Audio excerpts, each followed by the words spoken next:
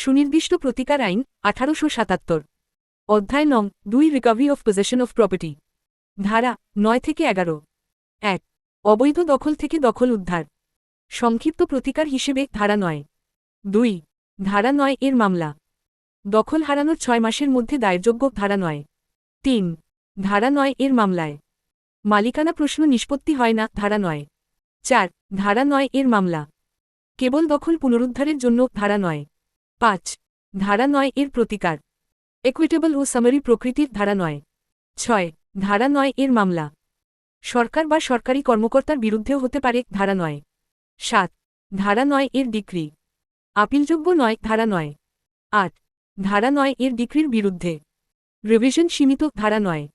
9 ধারা 9 এর মামলা ব্যর্থ হলেও মালিকানা মামলা করা যায়। ধারা 9। 10 দখল শান্তিপূর্ণ হতে হবে, জোর বা গোপনে দখল নয়। ধারা 9। 11 ধারা 10 অনুযায়ী নির্দিষ্ট সম্পত্তির দখল উদ্ধার। ধারা 10। 12 ধারা 10 এর মামলা মালিকানা ভিত্তিক। ধারা 10।